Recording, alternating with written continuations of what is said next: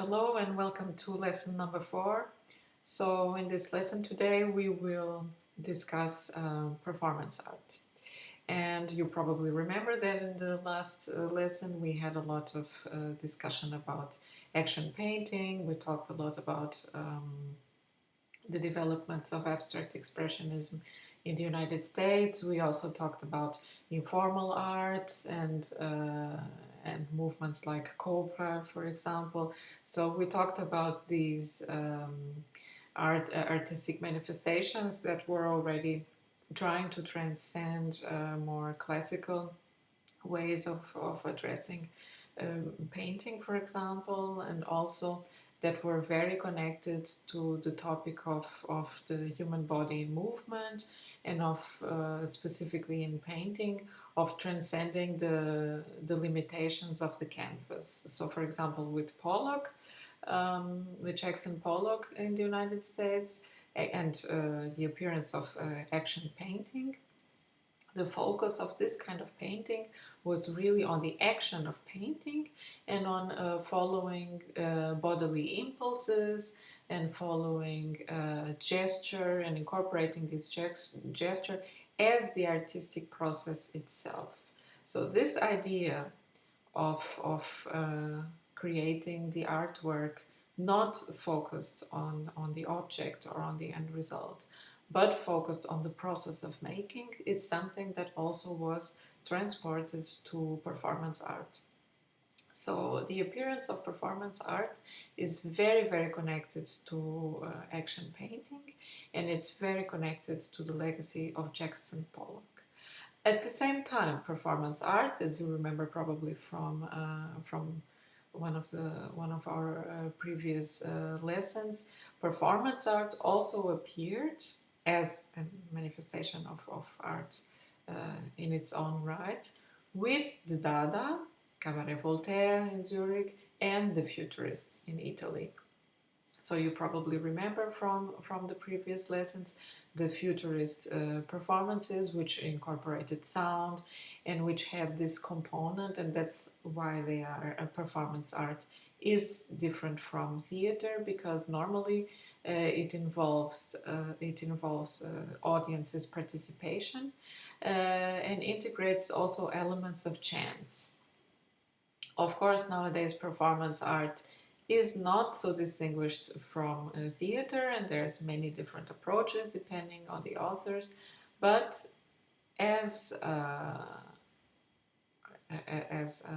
artistic manifestation in its own right, performance art is distinguished from theater in the sense that it does not create a reality that transcends the reality of everyday life. It picks up everyday life and the audience's participation as components in creating the artwork. Also, often performance art, similarly to informal art in painting, is processual in the way that it's focused on the process of making and not so much on the end result, and most importantly on the art objects. So performance art is in principle liberated from the art project, focused on the process, and what also makes it specifically is that often the body of the artist or the body of the performers becomes the medium. And here we have, of course, the connection with Jackson Pollock, who used his own body as the medium of the work. So whatever extensions he used to translate these internal bodily processes into the work, into the canvas, they were extending his body as a medium. And this is also something that is very important to understand in the context of performance art. So this is more an overview of what we will talk about today. So we know performance art started in the beginning of the 20th century with the avant-garde, so Dada and Futurists, and now we will continue our discussion in the 50s. So last lesson we also talked a little bit about Neo-Dada, so we talked about John Cage, and we talked about also Rauschenberg, and we talked about artists who were recovering this tradition of Dada, of making questions about society and creating change in society by by making questions, by also assessing political aspects of reality, and directly using art to create this kind of change and to create also social and political um, responses. So we can say that we start chronologically, and I would say you can open the Moodle file, the complementary material which I uploaded in the Moodle file of lesson 4. So as long as you see the lecture, like we have been doing in the last lessons, you can listen to the lecture and you can follow the chronology, and you can also see the artwork which I will be discussing. So we start in the 50s, and we start around 1955, and we will start to talk about Japan. So in Japan, there was an art movement called Gutai, in which Japanese artists, very influenced by what happened with the after effects of Second World War, were very interested also in creating liberation through art. And this was directly used in a way. It was not called yet performance art, but what these Japanese artists did was already the start of manifestations which have direct connections to performance art. So the idea of Gutai was really to use the body as an instrument of social and political transformation by focusing on the individual. So individual expression in Gutai was really the most important. So the Japanese artists interested in Gutai, they recognized that until then, Japanese culture was very, very focused on rules and on protocol and on following these codes, these social codes, to preserve a certain status quo that they considered highly oppressive, because it basically created structures which perpetuated the structures of power, of course, but did not allow the true emotional, spiritual expression of the self and of the individual. So Gutai is very focused on political transformation through individual expression. So to inspire the individual to be able to surpass the need to follow the collective and to follow the norm, what is established as normative protocol behavior, and to liberate the individual through the body, through individual expression. So you have, for example, on page 3, an example from Gutai of Kazuo Shiraga, which is called Challenge to the Mud. So this piece directly uses the body and the movement of the human body to create something that it's between a sculpture and between a painting, and that directly uses nothing else except the human body and the direct contact with the material, which happens to be a natural material, to create the artwork. So the artwork is, of course, the performance itself, as well as what remained after the performance. So the sculpted mud in the end of the performance is, in this case, the art object, but it's also the trace of the performance.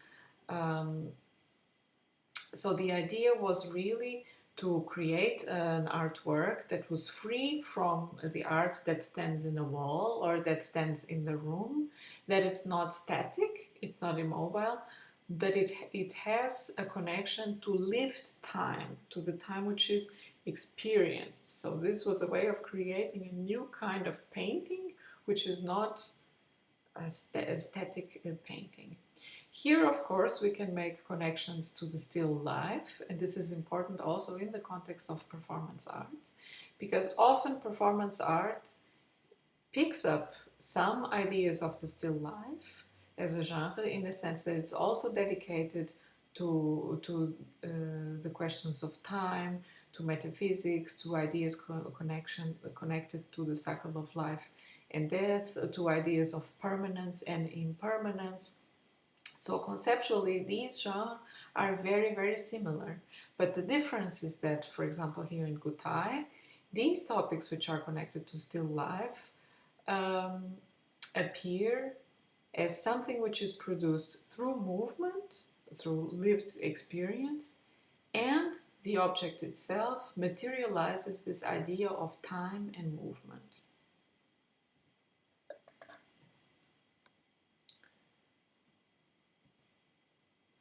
Another example of Gutai work is from Saburo Murakami, Laceration of Paper.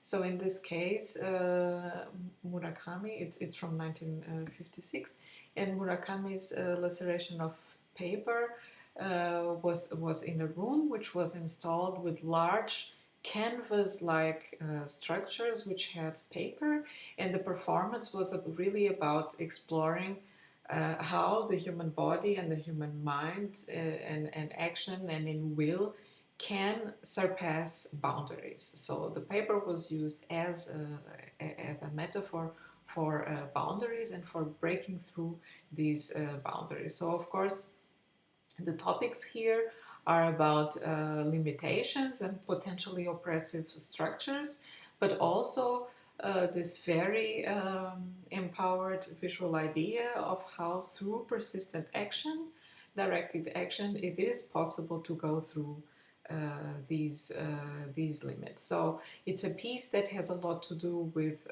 desire, and it has a lot to do also with movement and motivation, and this struggle, in this way also a metaphysical struggle of the human spirit with the substance of matter.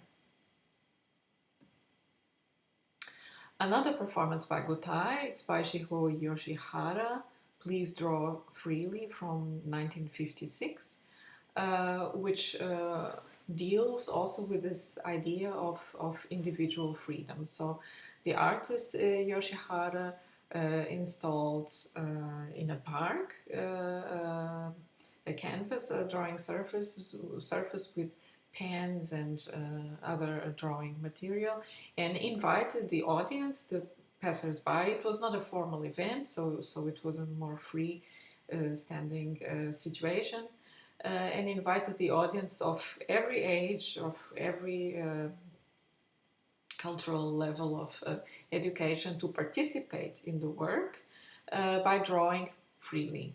So it's not also a coercive situation in which the participants somehow are challenged or triggered or provoked to have a reaction. It's an invitation, a friendly invitation to say, you can come here and you are free to express yourself if you want, whatever way you want. And of course there's also this idea of breaking the protocol and breaking also traditions connected to drawing and representation and painting, and to in this way provoke the thought that anybody can draw, also people who did not learn formal drawing or formal methods of representation. Everybody has the right and the capacity to draw freely and enjoy it while doing, and that this artwork also has a right to have a public existence.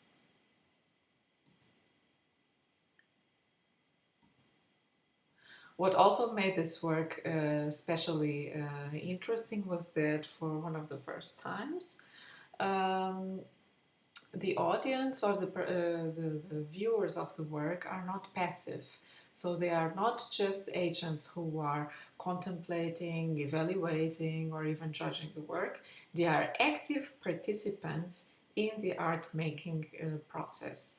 And they are not instructed in what they do, they choose what they do. And the resulting artwork is the process and also the result of this organic process of interaction. So of course Gutai was in Japan, but another really interesting aspect of Gutai that is important to mention is that Japanese artists interested in Gutai were very interested in breaking this feeling they had of being isolated in Japan. So they really were very prolific in establishing networks with international countries.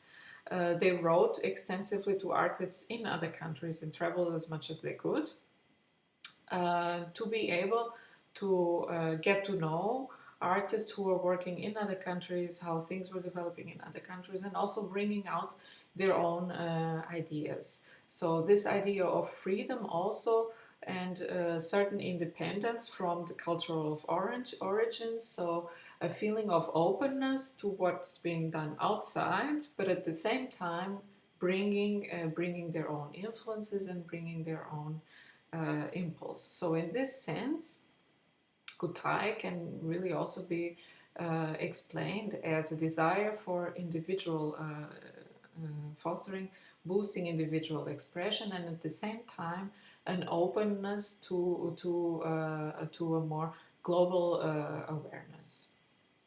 Another movement that appeared in the 50s that was very interested in political transformations and addressing this through art was the Situationist International. So the Situationist International was an international organization of social revolutionaries, and it was made up of avant-garde artists, intellectuals, and political theories. And it appeared in Europe around 1957, and it lasted until 1972. So the intellectual foundations of the Situationist International were very focused on ideas of anti-authoritarian Marxism and the avant-garde movements of the early 20th century. So they were specifically influenced by Dada and Surrealism. Paradoxically, although the Situationist International focus on this anti-authoritarian Marxism, paradoxically, Situationists were also, it was part of this Situationist approach to not be focused or to not follow one specific kind of ideology. So also to reject ideology. So it is in some ways connected to it has an anarchistic attitude to politics and to art and to social life, but similarly to Dada, and more to Dada than surrealism in this way, it really has this goal of making a social commentary by criticizing and exposing aspects of society, in this case in what they considered the highly problematic effects of capitalism. So Situationists wanted to propose, for example, in the work of Guy Debord, who was one of the most important theoreticians of the Situationist movement, wrote two very important texts, The Society of the Spectacle and The Revolution of Everyday Life. The Revolution of Everyday Life, it's by Raoul Vaneigem and not by Guy Debord. So, for example, in The Society of the Spectacle by Guy Debord, the concepts of the Situationists really want to address how it is possible to counteract this, what Debord defined as the society of the spectacle, by constructing situations, they could be called also performances, but in the case of the Situationists, creating situations which are defined by Debord as moments of life which are deliberately constructed for the purpose of reawakening and making the viewer or the participant understand what are her or his authentic desires. So, and through this situation, experience a feeling of life and adventure and a liberation of everyday life. And in this case, the liberation of everyday life is not connected to, for example, in the still life genre, the aspects of everyday life that have to do with permanence or impermanence or rituals and so on, the aspects of everyday life that the Situationists wanted to criticize were the ones that they considered were connected by capitalist culture, which was focused on consumerism. So the whole approach of the Situationists was to pick up, for example, messages from advertising and from commercial products and all these things, which they considered were creating in society inauthentic desires. So to pick up these signals and create situations that would dismantle them, so that the participants or the viewers would understand that these actions, like compulsively going shopping or going for a trip or a holiday in an exotic destination or special restaurants with some kinds of food and so on, that these desires were not real. They appeared because of a certain social context, which allowed the creation of these mainstream desires, which did not correspond to the individual's own personal, individual, real desires. So two of the devices that the Situationists invented to create these situations were something called psychogeographies and the dérivés. So the idea of the psychogeography or definition of psychogeography, according to Guy Debord in the Introduction to a Critique of Urban Geography, is the study of the specific effects of the geographical environment, whether consciously organized or not, on the emotions and behavior of individuals. The word psychogeography, as suggested by an illiterate Kabyle, as a general term for the phenomena a few of us were investigating around the summer of 1953, is not too inappropriate. It does not contradict the materialistic perspective of the conditioning of life and thought by objective nature. Geography, for example, deals with the determinant action of general natural forces, such as soil composition or climatic conditions, on the economic structures of a society, and thus on the corresponding conception that such a society can have of the world. Psychogeography could set for itself the study of the precise laws and specific effects of the geographical environment, whether consciously organized or not, on the emotions and behavior of the individuals. The charmingly vague adjective psychogeographical can be applied to the findings arrived at by this type of investigation, to their influence on human feelings, and more generally to any situation or conduct that seems to reflect the same spirit of discovery. So the whole idea of psychogeography is really to make this very direct analysis and theoretization that the environment basically shapes the individual. And through the analysis of the psychogeographies, we start to understand that how we experience, for example, an environment or, for example, a city is highly influenced by subjective experience, but at the same time, this process, so what we are experiencing in the environment, is already shaping a lot how the individual thinks, how the individual acts. So the way that the Situationists, with this idea of creating situations, addressed psychogeography, so these concepts of psychogeography, of understanding how the geographical environment is affecting the emotions of the dweller, was the dérivé.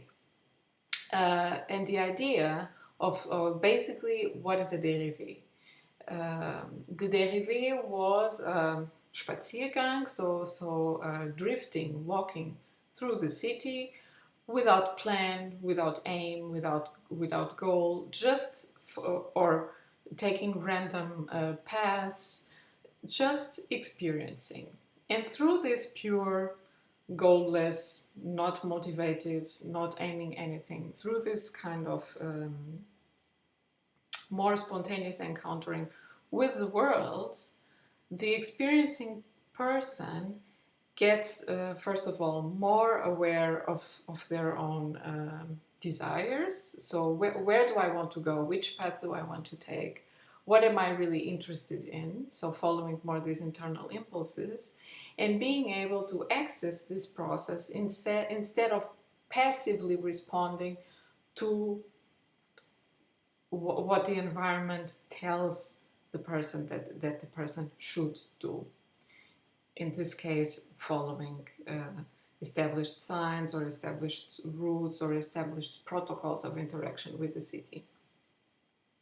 So in a definition, for example, by Ken Knapp, in a dérivé, one or more persons during a certain period drop their usual motives for movement and action, their relations, their work and leisure activities, and let themselves be drawn by the attractions of the terrain and the encounters they find here. But the dérivé includes both this letting go and its necessary contradiction, the domination of psychogeographical variations by the knowledge and calculation of their possibilities. Because in a dérivé situation, what happens is that the participant becomes extremely aware of this process of action and reaction. At the same time that the participant is in some way liberated of following the usual impulses, the participant needs to create a new structure to follow this process, which is developing organically. So this means that the participant has to be really aware of the possibilities that exist in the environment for action and interaction, and is also very aware of the possibility of choice and the multiple possibilities of choice, and to calculate this process.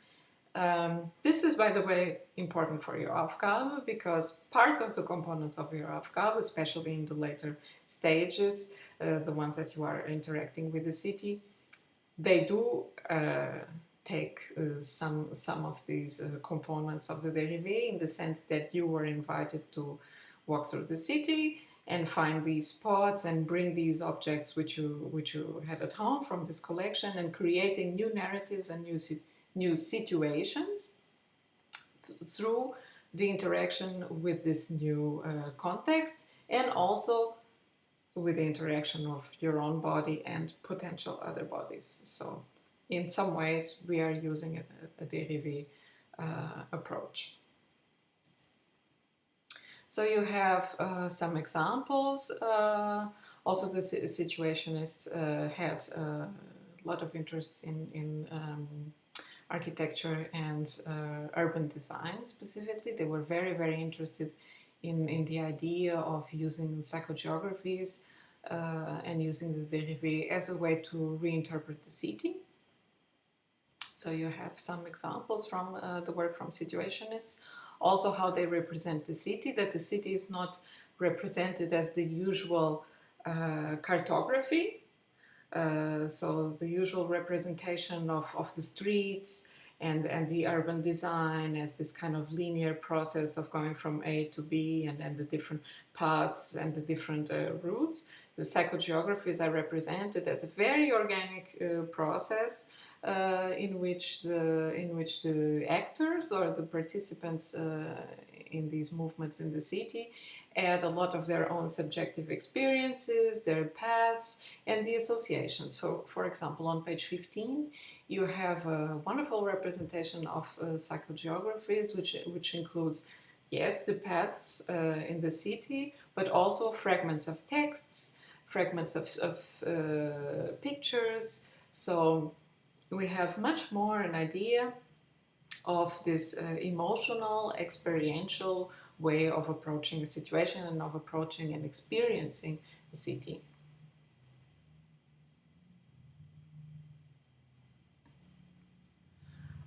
One of the authors that worked within this context of the city and of architecture was Constant. Constant was involved with the Cobra movement, and so he was originally a visual artist, but he was involved with the Situationist International, and he created from 1959 to 1974. He created a project, a design project, which he called the New Babylon.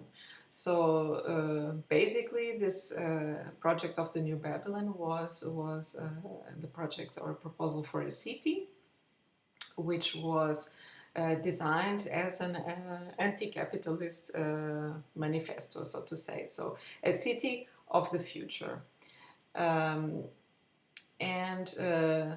initially the idea of the New Babylon, which of course it is a provocative concept, because Babylon in the Protestant tradition is the figure of evil. And one of the first ideas for Constant's New Babylon was that this would be a city that would be just for pure enjoyment. It would be a city that would be made for citizens that were absolutely, completely liberated from any idea of labor, so they didn't have to work. They were free to be creative individuals and do whatever they wanted, whenever they wanted, with whomever they wanted. So in Constant's idea of the New Babylon, it wasn't even necessary for a citizen to be producing art, because he was liberated from any ideas of production. So his decisions and her decisions to act in the world were the creative acts themselves. So the artist was absolutely liberated of producing anything as a way of life. Of course, the idea of the New Babylon had a lot to do with ideas of pleasure and with ideas of fun. And in fact, it is a reference to the idea of the Homo Ludens, which means men at play. And Homo Ludens is the title of a book by Dutch historian Johan Huizinga. So the idea of the Constant's idea for the New Babylon is really to break away from these shackles of the work life, the family life, and the civic responsibility, so that a completely free person would be able to seek self-fulfillment and self-satisfaction. And these were Constant's idea of social goals. So this whole idea of the Homo Ludens as a way of life would make the citizen have enough time and an environment which would allow her to just explore his own creations and living creatively without the constraints of what the Situationists and Constant believed were imposed by capitalist society.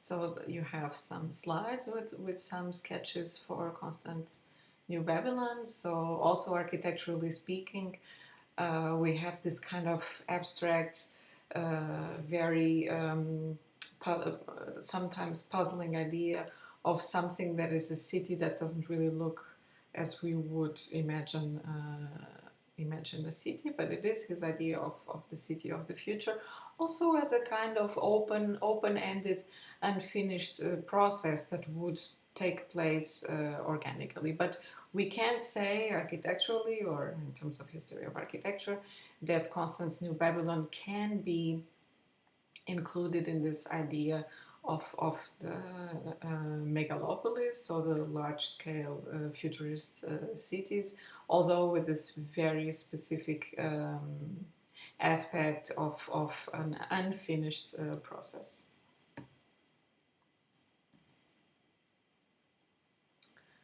And on page 22, so from page 22 on, you have a few examples of situationist artwork in which the dérivé is also used. For example, in the work of Barbara Krude, I shop, therefore I am. So this idea of, again, appropriation, so you remember from Neo-Dada, and also Dada from the avant-garde, of appropriating the aesthetic and the elements of advertising, so of mainstream culture, and using these elements against the system itself. So in a way, the situationists could be referred to as infiltrated agents in the system that would completely understand how the system works, appropriate the elements of the system, and subvert their use to undermine the way that system works.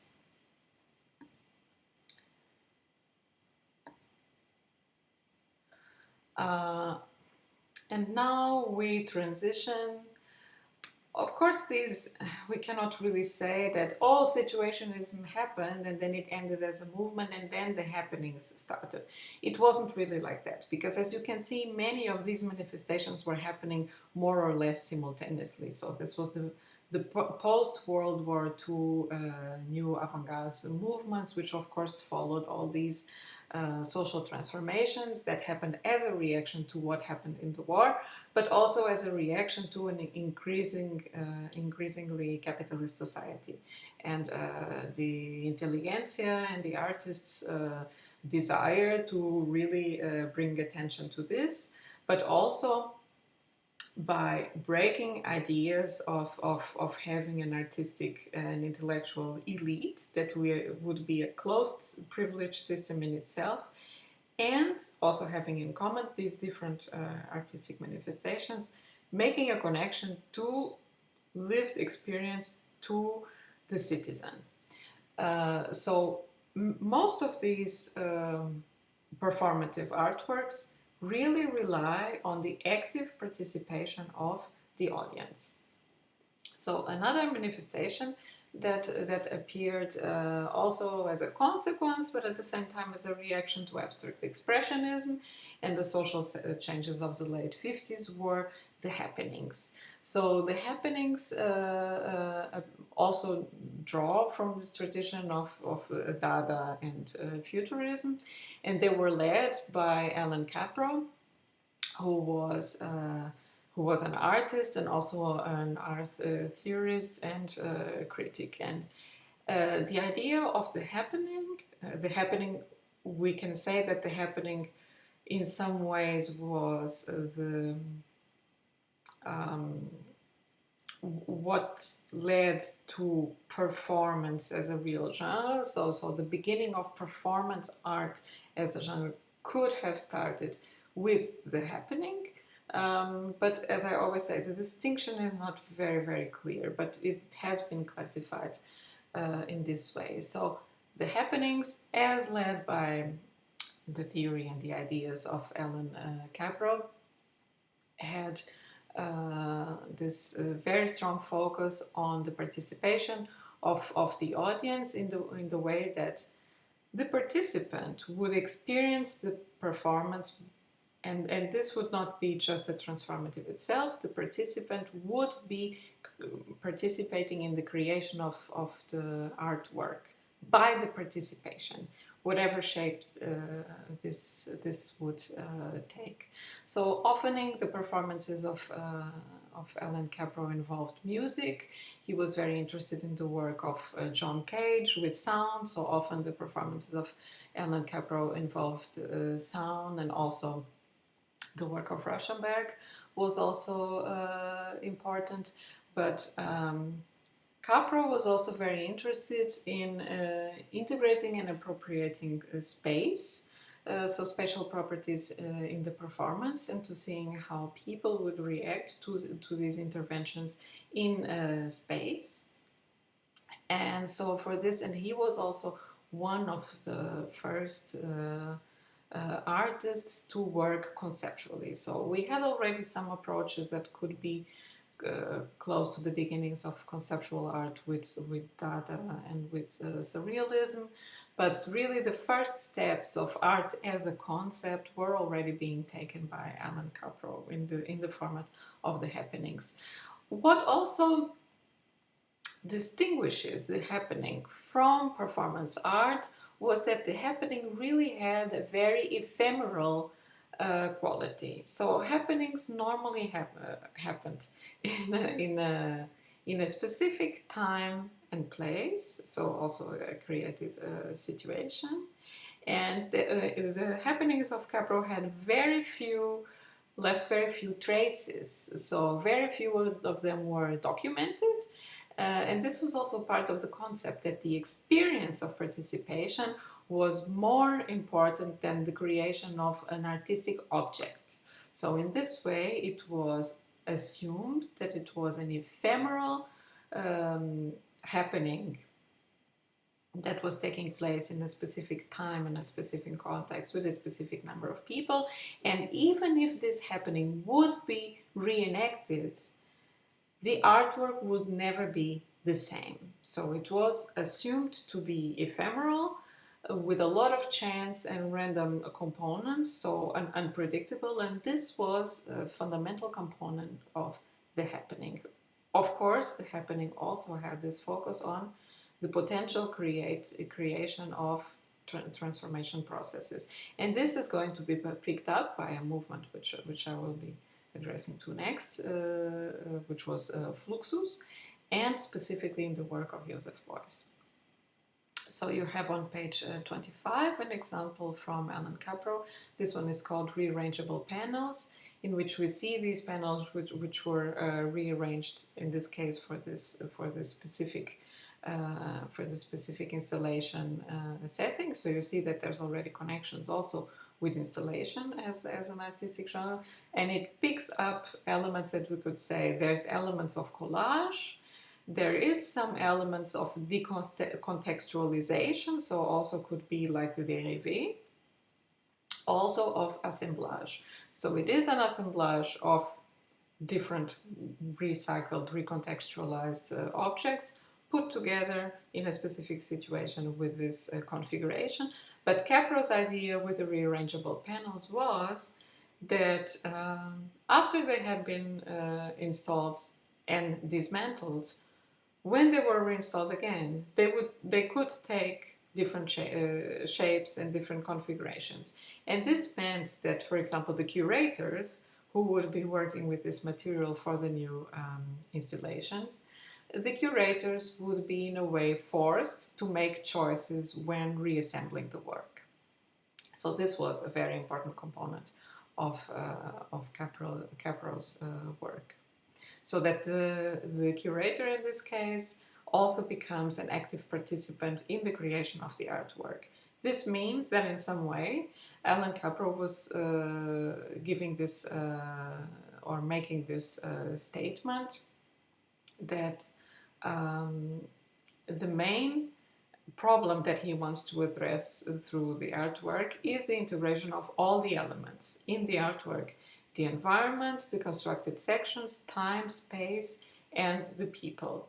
And at the same time, it is a strong artistic statement that the artist decides, not because he's forced by the commissioner or by the circumstances, the artist decides, makes the choice of giving up full creative control as a conscious part of the creative process. Another work from Allan Kaprow that I want to mention in this context is from 1961 and it's called Yard. And we have the situation here with a lot of tires, so car or rubber tires assembled in the room, and we have the people playing, sitting, so interacting with this environment. So we have decontextualized objects from everyday life that normally would only be in an outside, so we have them in an inside situation, and we have this creation of also an interactive and very playful social relational atmosphere. So of course this was also a statement, and play was a very important aspect in Kaprow's work, although in Kaprow's work play is not an anarchistic situation. It's something that comes as the consequence of a carefully and selected construction of an environment which leads to specific ways of play.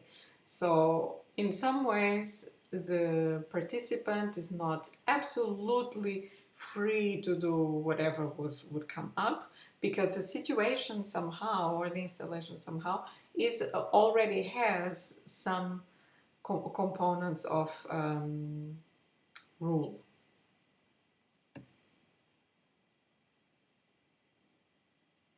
Of course, what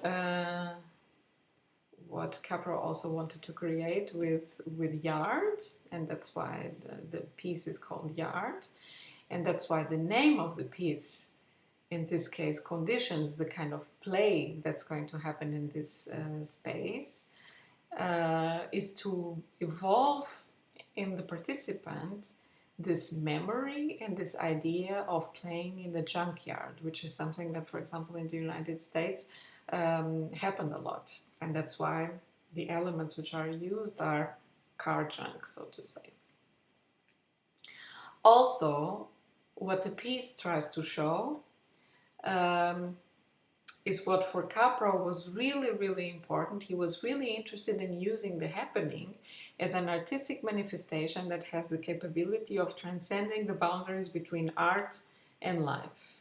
And so in this case, you can also read Yard as something that would be a still life, because it incorporates these elements and objects from everyday life, but recontextualizes them in this situation of experience, and also it blurs the boundaries between what life is like and what art is like.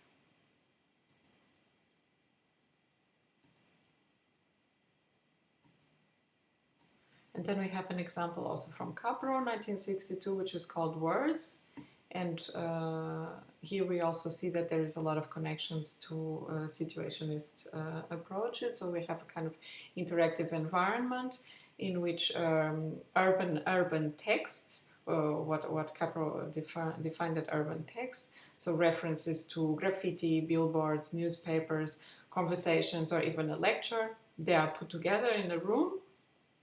So, and the whole idea is that these words, and the participant, by being experience these words, is engaged in a multisensory experience that at the same time gives the participant the opportunity to select actively which information of the environment interests her, and what kind of connections and what kind of triggers this makes for oneself. So in this way, it's also very connected to the situationist idea of the psychogeography. So as I mentioned before, another movement that has a lot of connections, connections with these ideas of social transformation and also of active participation of the audience, was Fluxus.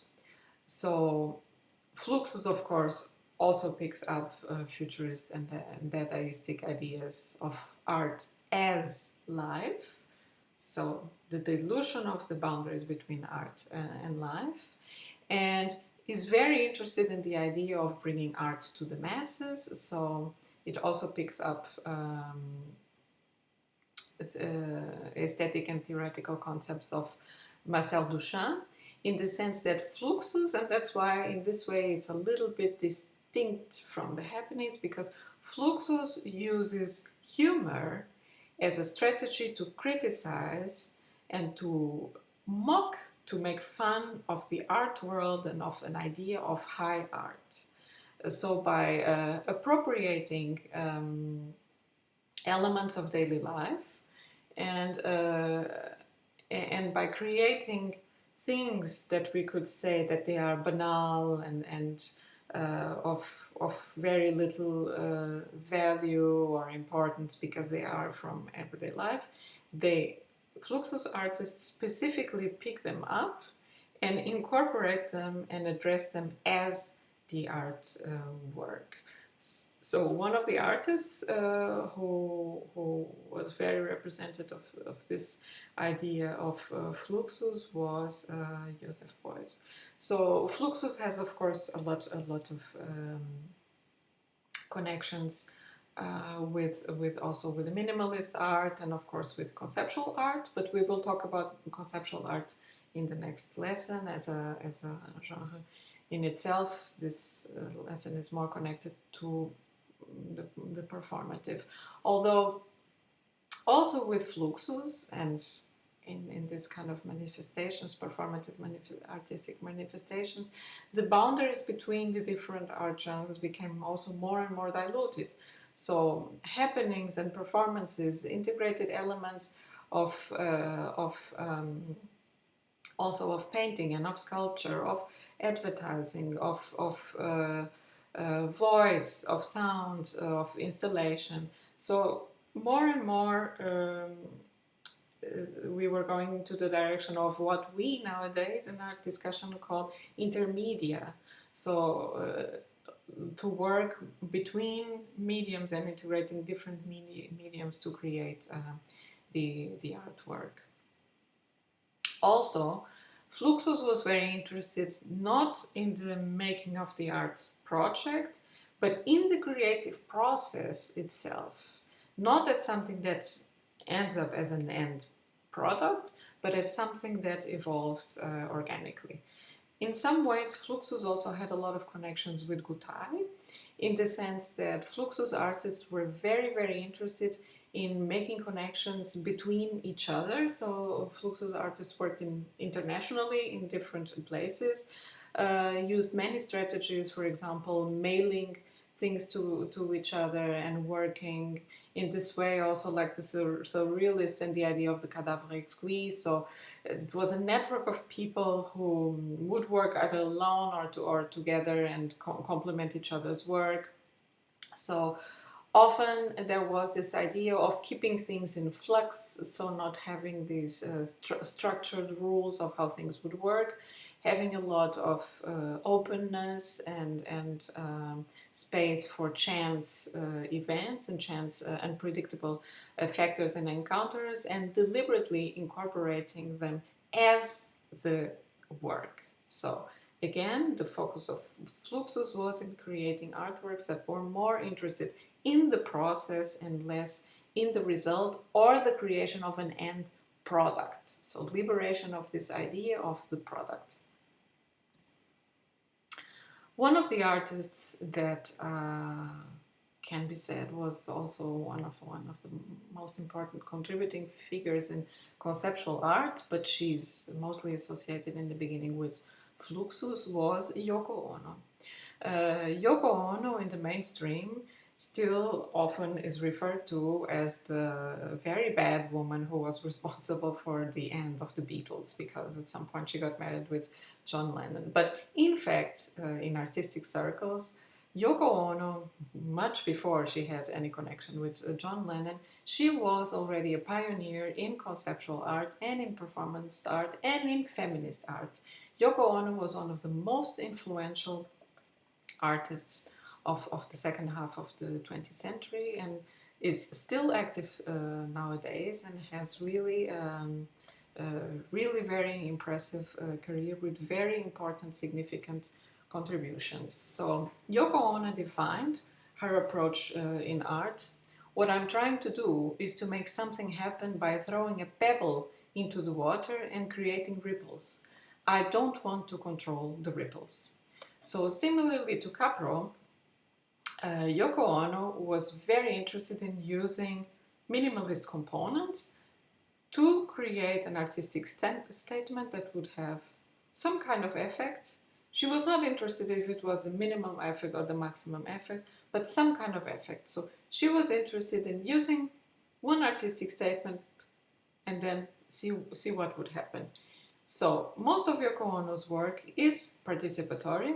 So and a lot of her artistic pieces were instructions. So she wrote these instructions as a concept of what the artwork could be. And often they explored themes. She was very interested and influenced by Dada and also by Zen Buddhism. So these were the two approaches that she incorporated in her work. And she really wanted to bring this idea that the artwork does not have to be an object, so in this way very very fluxus, and it doesn't even have to be something that takes a material form. It can also just be an idea or something that is imagined.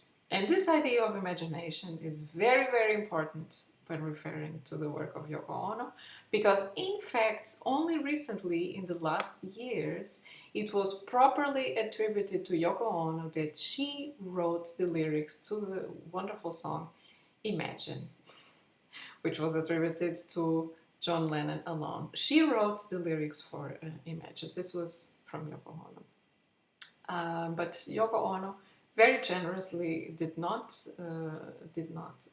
discuss this publicly very much, since it was also part of her approach to art to not make these distinctions on who is the creator and who is the one who executes and so and so. So this very organic understanding that also comes from Zen Buddhism, that everything is connected and that nobody creates anything alone. I have here, for example, and you have it on. We have many pieces from Yoko Ono in your in the file I prepared for you with the images. So we have, for example, from 1964, we have bag piece. So the concept behind a bag piece was to create a space with an instruction, and so a space or a situation with an instruction, and in this case the instruction was that the participants would take off their shoes and take off their clothes and enter this bag, this black bag, in an environment of absolute darkness, and stay there together, and after a few minutes put the clothes back on and exit. And the whole idea of Ono was to create a situation that would neutralize the power relationships and would neutralize the ideas of race, gender, and class, and all these other distinctions by putting two individuals inside the same bag. So we're in the same bag, and through this situation of blindness and vulnerability, be able to, and through focusing on this experience, be able to function, think about the sense that makes or not makes this kind of categorizations. Another really important piece, in this case with a very strong feminist statement from Yoko Ono, is from 1964, and it's called Cut Piece. So for this piece she was on the stage and she wore one of her best suits and was sitting on the stage with a pair of scissors and invited the audience to participate to cut and expose her body. So of course the piece works with this paradox and this idea of, also from Zen Buddhism, that and the myth of the Buddha, who was a wealthy prince who achieved enlightenment by giving up everything. But at the same time, we have the performance being performed by a woman who has an audience looking at her, so objectifying her, seeing her as a body and a potential art object or a sexual object of desire, and how by using the scissors and more revealing this body, how often women are put in situations that expose them and that make them vulnerable to potential sexual violence. So while the piece was happening, Yoko Ono was just passive and letting the situation happen. And so, of course, it's a very strong statement also on ideas of materialism, since she purposefully chose to wear one of her best suits, which would be destroyed in the piece.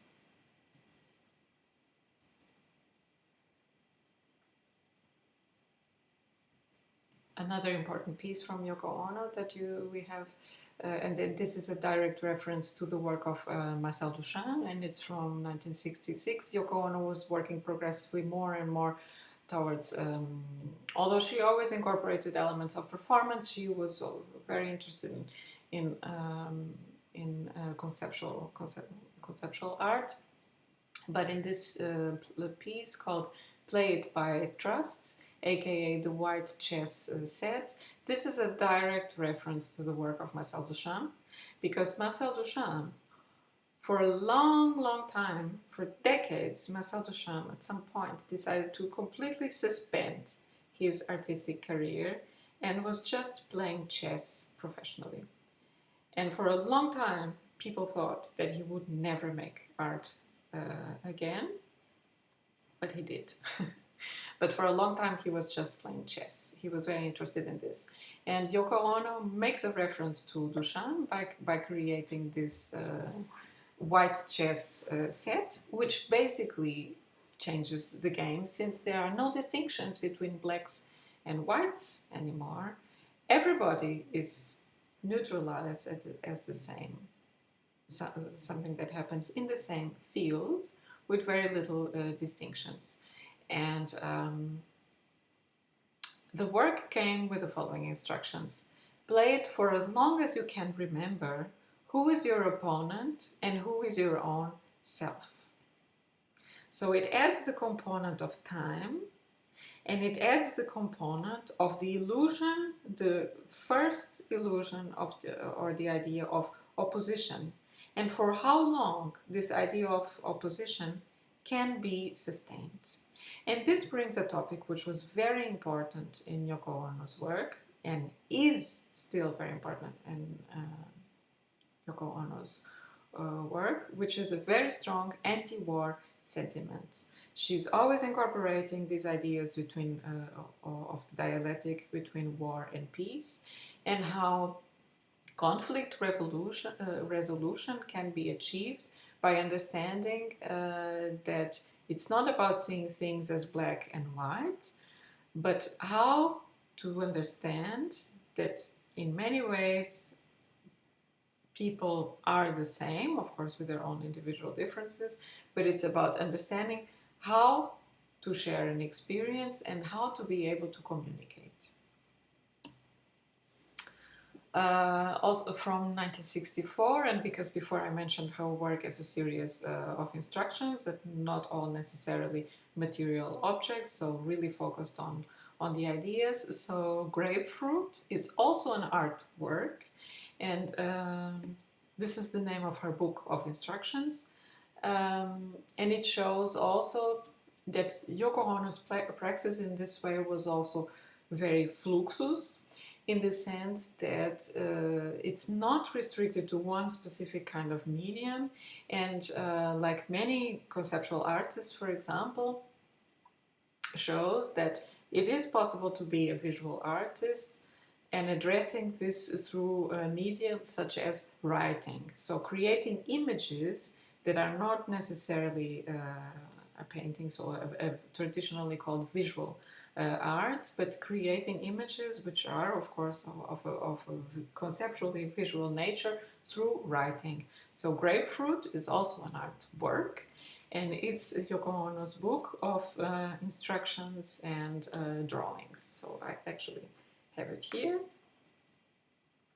This is one of the most recent editions, and there's many interesting instructions, and some of them have an absurd Dada character. Others are a little bit more direct. So for example, we have here smell piece number 1. Send the smell of the moon. Send the smell of the moon. So to send it away, the smell of the moon. So this is something that you can spend a lot of time thinking about. And also very important for smell piece, Send the Smell of the Moon, 1953 autumn.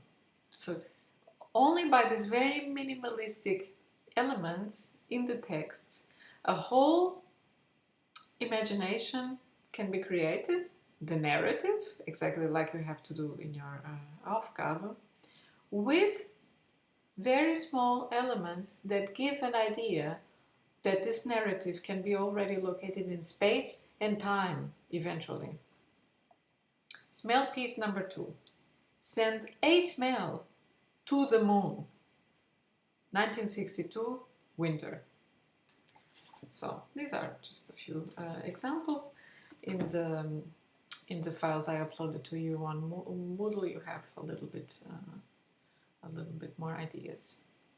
Also the idea of Yoko Ono's instructions with grapefruit is that the whole process of art making is given to the audience. The audience is given the possibility of having this book of instructions. And this book is not expensive, so it's available to mainstream. And anybody can, enjoy this book and follow the instructions or read and imagine the instructions as they desire. That's the artwork. And it is regarded a milestone of conceptual art. We also have here on page 44 another example. So this one is more recent. So as I mentioned before, she has a long spanning career. From 1996 we have Wish Tree, which is a tree which is given to the participants, where the participants can write down wishes for the future and put them on the tree, and then they are sent or collected by Yoko Ono, who buries them under imagining tree, so the original tree where she collects all these wishes. You have other examples, but I will continue and fast forward a little bit more.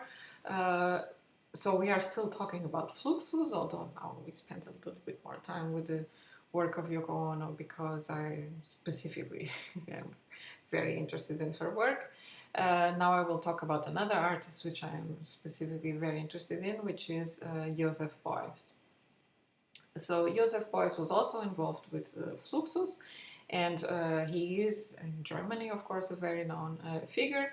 He was an artist, a humanitarian, an activist, also a provocateur, and in many ways a polemic figure. He defined also a lot of his artwork by the creation of transformation processes, and also this connected to this idea.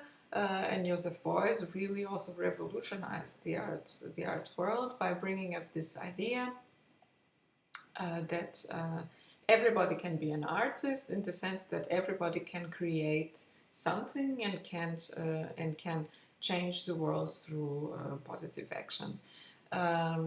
So Joseph Beuys was also very influenced by ideas on spirituality, so he was very connected, for example, with anthroposophic society and the philosophy of Rudolf Steiner, and the ideas of changing society also through education.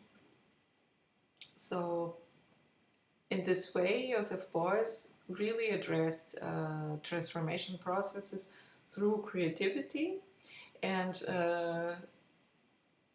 through this idea of working with one's own energy and channeling this energy and make the best use of this energy to manifest things in the world. So Joseph Beuys stated, "Every man is a plastic artist who must determine things for himself."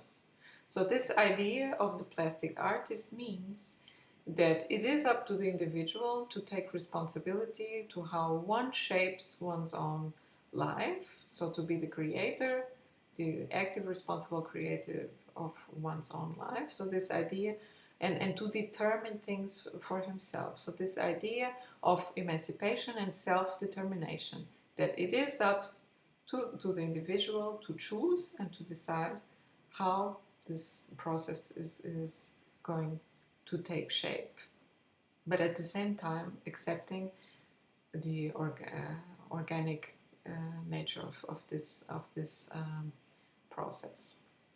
So you have here on page 48 an example from the work of Beuys, and this one is called Fat Chair.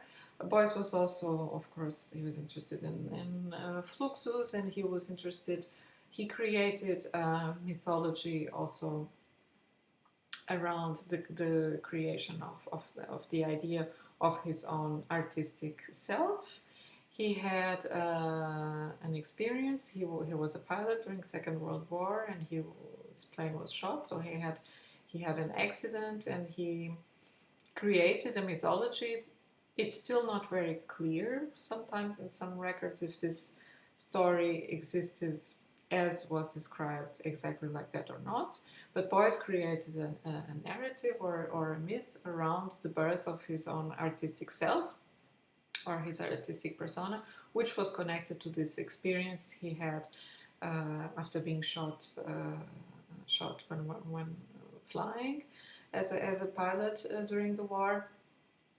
That he had crashed with his plane and was severely injured and was rescued by a native tribe who nursed him back to health by involving his body in fat, fat and felt. So these two materials. And fat and felt are two of the most important materials in Beuys's work. And he incorporates it in the idea of healing. And this is very important in the work of Beuys.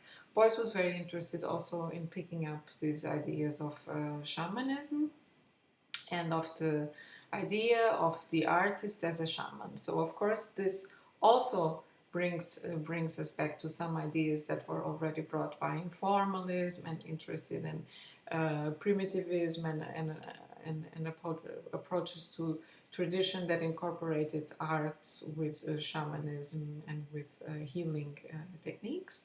And in the case of the work of Beuys wanted to bring this idea that art can have a potentially cathartic healing effect in society by addressing directly the vulnerabilities and the wounds and the effects, in this case, of the war and in German culture, but also at a larger scale. So art and art making as something that can lead to healing. Also, at the same time, the work of Beuys directly addresses the topics of life and death, and in many ways, Beuys's works or installations can be definitely seen as large-scale still lifes. They use a lot of the same techniques, so the objects of daily life, most of the times very, very precious, very poor materials remain, so very humble objects, but at the same time often also incorporating gold leaf, and this was in the work of Beuys a reference to wealth, but also at the same time a reference to alchemy, something that he was also interested in this metaphor or in this ideas of alchemy as transformation processes. So how can you work with the nature of the material and with the organicity of the material to see how transformation processes develop and how transformation processes can be created. So in the case of the work of Beuys, that you have here on page 48, we have here on Fat Chair, we really have a very strong artistic statement on the transience of human life and on the ephemerality of the human body. We have a chair, which is an old wrecked simple chair, it's not a throne, and we have this prismatic figure which is made of fat and was installed and made to degrade organically, so no no specific circumstances, that would follow its own process, that through time it would melt and decompose just as a human body would. And in this case, the chair and the fat prison, they represent a human body, because a human body, the chair already implies the presence of the human body, because it is made for the human body, based on the human body, putting the human body on also on display, and supporting the human body, of course, but at the same time having this paradox of the chair as something that is permanent, that supports, and the melting material, which is ephemeral and eventually disappears. So this as a reference to a human body. Another piece that we have here as reference that also works with the topic of transience between death and life, and this definitely also has connections to the topic of the still life, is how to explain pictures to a dead hair. So in this situation, Beuys made this performance. It's a performance piece, and he was in the gallery. The gallery was installed with drawings from his own drawings, and he sat there on the gallery holding the corpse of a dead hare, with a golden leaf glued with honey in his face, so as a kind of shamanistic mask. And during the performance, he was telling stories about the drawings and about so creating this narrative, telling these stories to the dead hare. Of course, there's many interpretations about this story. Beuys also did different actions, so he was not just sitting down all the time telling the stories. He also, in some ways, I wouldn't say played, but he moved around the room with a dead animal, and many people reacted puzzled to the performance. There's records and videos that you can see how the audience reacted, but what's most important in this performance was that every item in this room, there was a fig tree also, the honey, the felt, and this gold leaf. These elements were chosen specifically because of its symbolic potential, but also of the literal meaning that they have. So honey meant life, gold wealth, the hair was a symbol of death, and metal as the conductor of invisible energies, and felt as protection. So metal and felt were attached to his feet, so there was also this idea of transmission of energy. And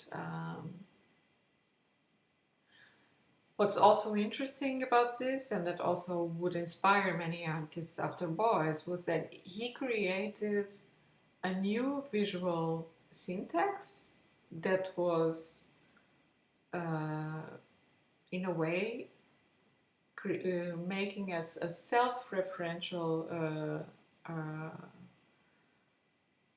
artistic universe for his work. So now it is, when one follows the work of Beuys, and so it is possible to, having some knowledge of the kind of materials he worked with and the topics and the symbols he was interested in, it is possible to go through a gallery, see an installation, and immediately recognize the work of Beuys because of the use of these materials. Of course, these materials are also self-recurrent, not only self-recurrent motifs in his work and his installations, they are also referring to this experience that he reported he had of being healed, because many of these materials are part of this mythology. So this idea of creating writing a narrative, creating a narrative which defines the mythology of the artist, is also an artwork. And this opened also the possibility of working with this syntax as a strategy for conceptual art. So this idea of the cocoon, which was on with the felt, and this idea of healing can also be seen in the work from 1966, homogeneous infiltration for grand piano. We have this instrument which is installed. We have a grand piano which is completely sealed and cocooned in the felt, and it has this red cross which we immediately associate with a hospital or a war campaign healing situation.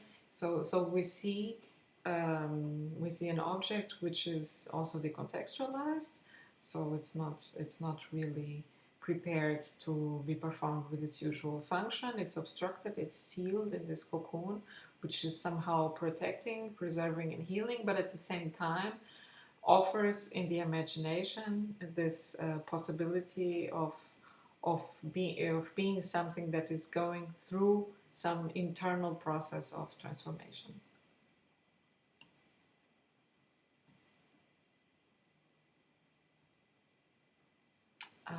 We have another example, the pack from 1964, but I will continue.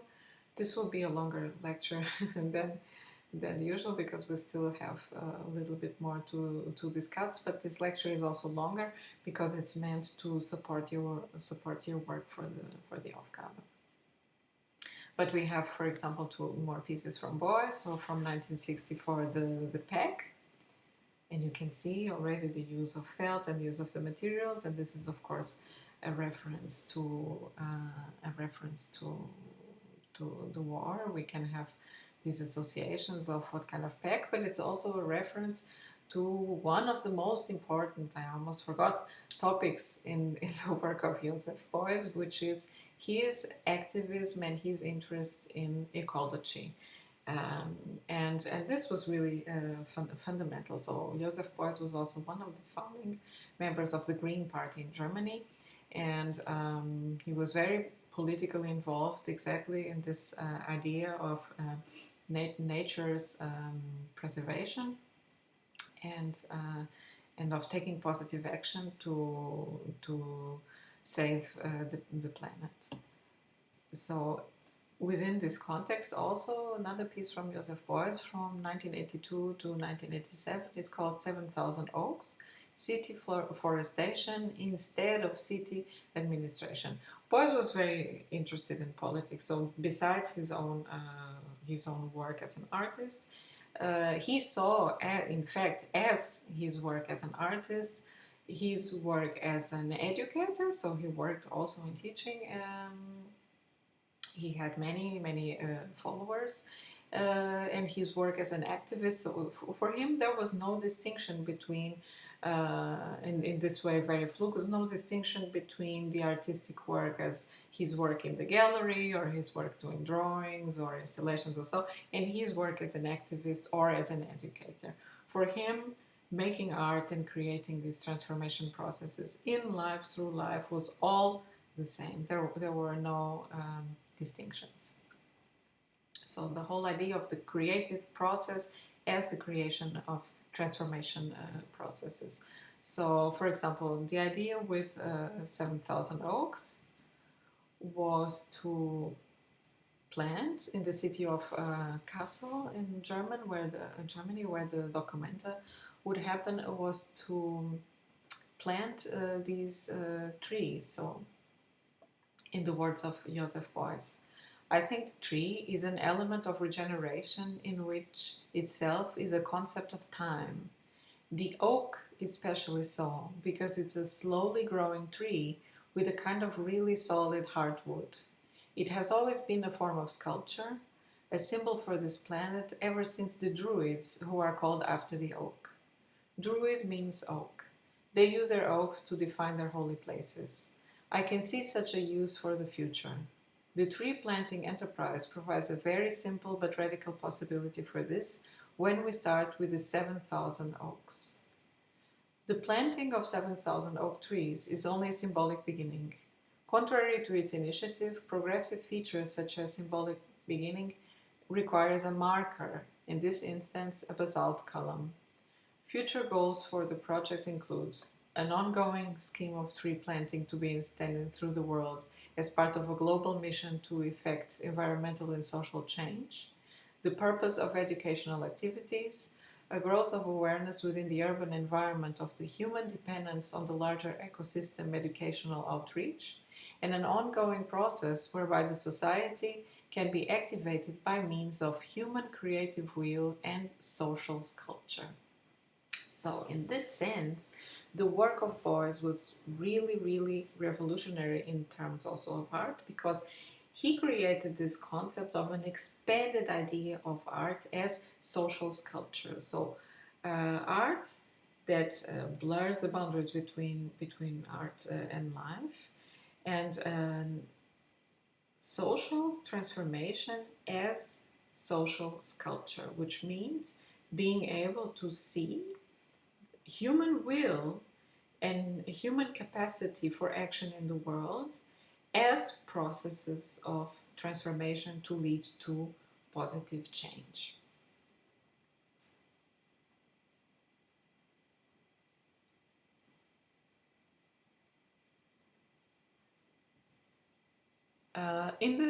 As an example of social sculpture, and still in this case of 7,000 oaks, so the idea of planting these 7,000 oak trees over a long term as a large-scale artistic and ecological intervention had the goal of, for a long time, really changing the lived space of the city. And of course, the project in the beginning was controversial because it would really change Castle's cityscape. So there was, of course, some opposition. But Beuys could prevail with his idea, and but at the same time, some people were reacting negatively to the project because they saw this large-scale installation of the trees as a parking lot destroyer. So they were worried that they would lose the space to park their cars because of all this area which was being planted with trees. So we can think about it still nowadays. What kind of priorities that we can give to what is more important, to have large scale areas of trees or to have very proper parking lots. So this piece still has a lot of significance today, perhaps even more or as importantly as then. I could talk for a long time about the work of Joseph Beuys because I like to see myself as a disciple of Joseph Beuys as well. In fact, my interest in education and in performance art is very influenced by the work and by the teaching of Joseph Beuys, although I did not have the privilege of meeting him in person, although I did have the luck of having had the contact with two people who met and who were influenced also by Beuys. So in some ways, I like to imagine that this interest and these influences are still alive and living through the people who participated and were influenced by his work. So we see that how teaching and how spreading of ideas and transmitting them to different generations can keep ideas and transformation processes alive.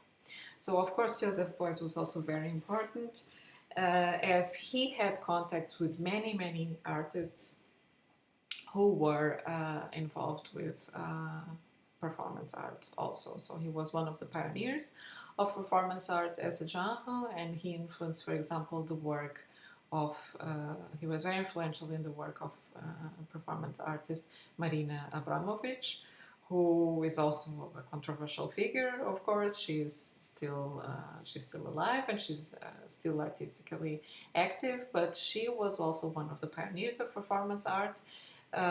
She did a lot for female artists. She really opened the way for many female artists. Also, at the same time, she transformed performance art, who until the work of Marina Abramovic was mostly not still very recognized as a legitimate art form, but more as an art form which was out of the gallery, and really making sometimes a statement of anti-art and so on. Marina Abramovic brought performance art to the mainstream, which is also interesting to observe. So she was also in many ways responsible for this. And also her work served to legitimize performance art as an art form in itself. So performance art, of course, comes from the tradition of avant-garde, as I mentioned before, with the futurists and with Dada. And the difference is that not so much as Fluxus and the happening, which we discussed before. Performance art really was, and this is what makes the difference, was very, very focused on the body as artistic material. And in this case, the work of Marina Abramovic is really fundamental in this point, as she defines her work as a performance artist as the work that uses the body as the medium. Performance art also often is addressed as endurance art. There's many different approaches. There's many different performance artists who work with performance differently. I have here, for example, a book on how we teach performance art, and there's so many different approaches.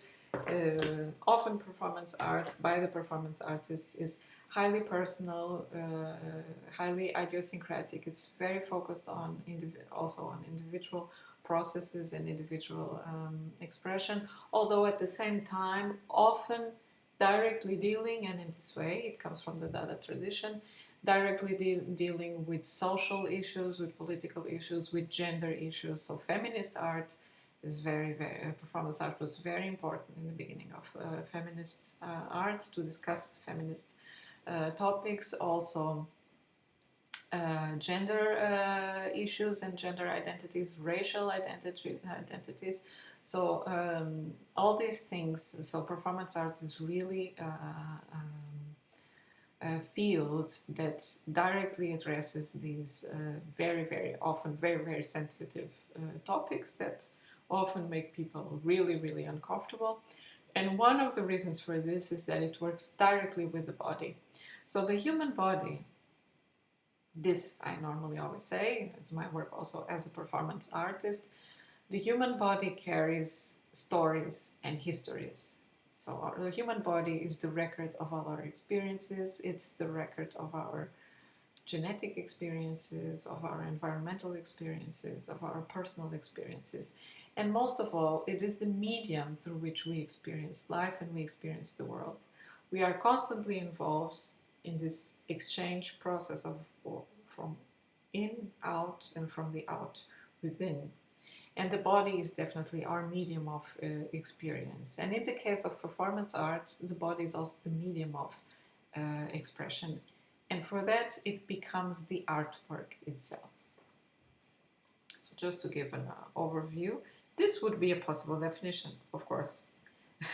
Possible general definition, which is also informed by my own personal bias as a performance artist. But it picks up more general definitions. So now I will, after this general definition, I will discuss the work of a few performance artists there will be many to discuss, which would represent different positions and different approaches and different genres. So I have to say that probably this selection is a little bit biased. But I would recommend, if you are interested in performance art, you should definitely look at the work of the theoretician Rosalie Goldberg, who wrote the first book on the history of performance art. So performance art from the futurists to the present, and this was done in the 2000s, I believe, or I'm not sure anymore, I'm sorry, you will have to check it out.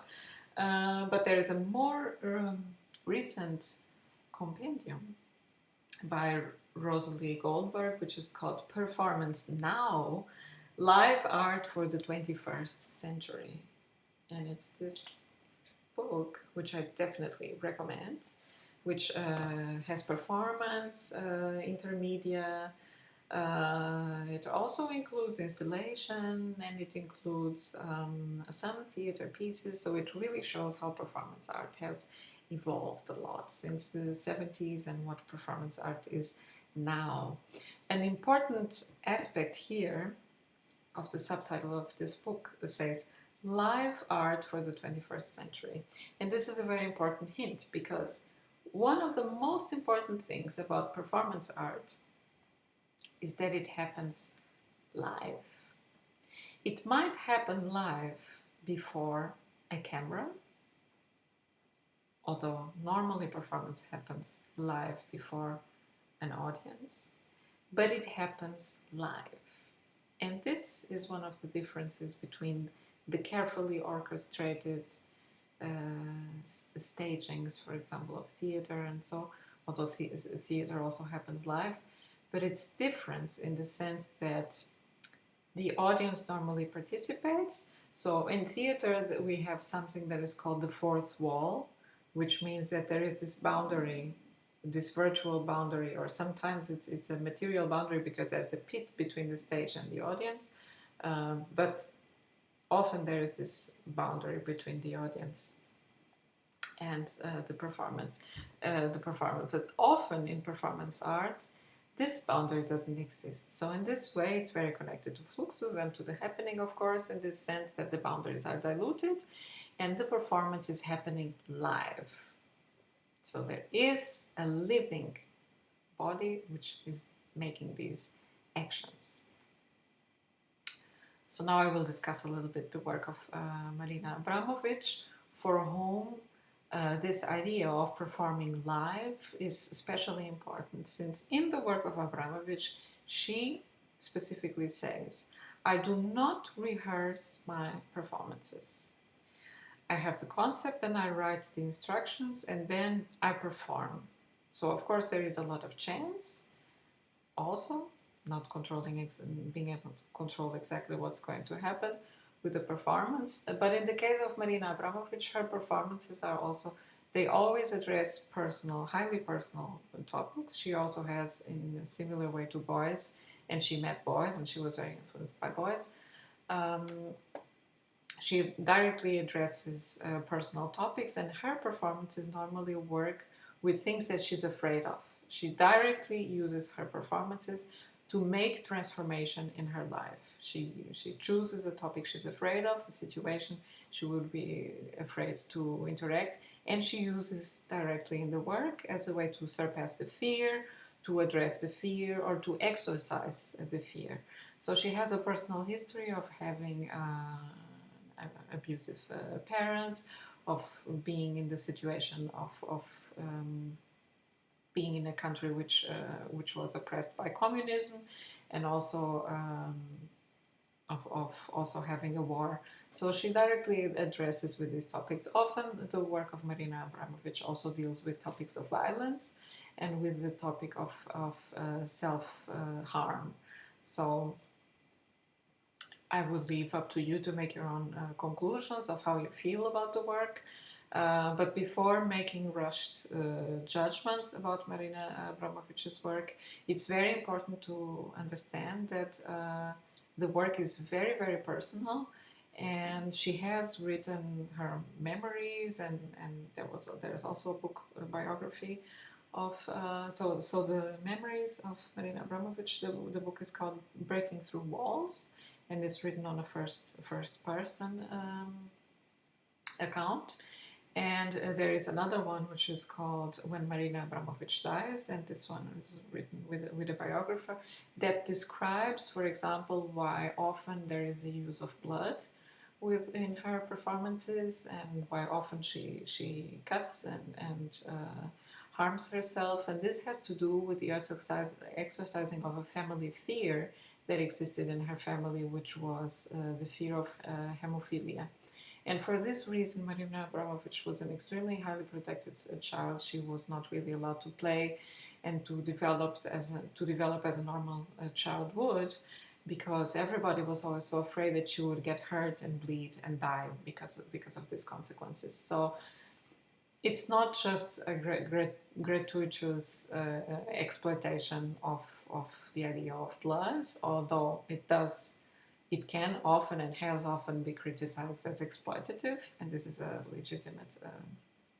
legitimate criticism, but it does come from personal, and it does come from a specific place. So just to give you a little bit of context, because if you are interested in performance art, and one could make a superficial reading and start saying, oh, but performance art is still with blood, so I will just start cutting myself and doing things. So there is a reason why these things happen, and they happen, of course, under very controlled situations. So basically, don't try this at home. So I will now read a statement about that Marina Abramovic means with addressing directly this topic of fear, of personal fears, and the fear of performing with the audience. The audience is like a dog. They can feel immediately that you are afraid, that you are insecure, and you are not in the right state of mind. And then they just leave. Of course, this statement has a lot of humor, and it's very subversive, but it also deals with this idea of how the artist and the performer can also understand internal processes, internal feeling and thinking processes, and understand things that are afraid, and directly deal with them through the work. So you have in the slides different examples of the work of Marina Abramovic. So one of the reasons why she does not rehearse her work is that she understands that, of course, her work always mostly involves audiences' participation, although she has also worked with film and installation and with sculpture, but it's definitely live art. And she said that from the beginning with her performances, she understood that, and this is the reason why she doesn't rehearse, there is an exchange of energy between the performer and the audiences, and this energy drives the performance. So this interaction is a component, a very important component in the creation of the artwork. Then you have different examples. So Marina Abramovic is also interested in mysticism and in different ritualistic traditions, and she directly uses these explorations in her work. She's also in the last years, she also got interested in Gutai, and how Gutai was also working sometimes with ideas of Zen Buddhism. So she's interested also in the topics of consciousness, and how our ideas of consciousness affect how we see the experience of the world. So she works sometimes with extreme states of altered states of consciousness, and she has done this through different embodied strategies. So fasting, collapsing after inhaling a lot of smoke. So, for example, you have in Rhythm Zero, where she was exposed to the smoke, and because of setting a star on fire. She also works with these symbols. So in this case, the star is a symbol both of the occult but also of the communist regime. So for her, it was also a way of exercising these ideas and these associations that she had about the star.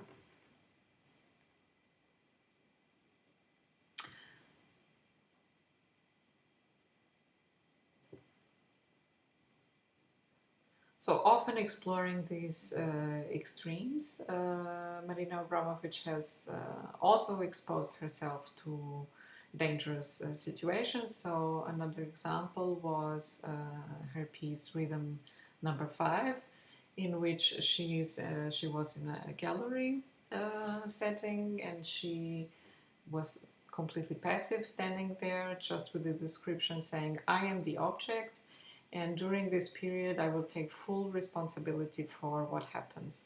She invited the spectators to use any of the 72 objects that she had around her body to be used on her body or as the audience desired, and these were different kinds of objects, but some of them could harm her.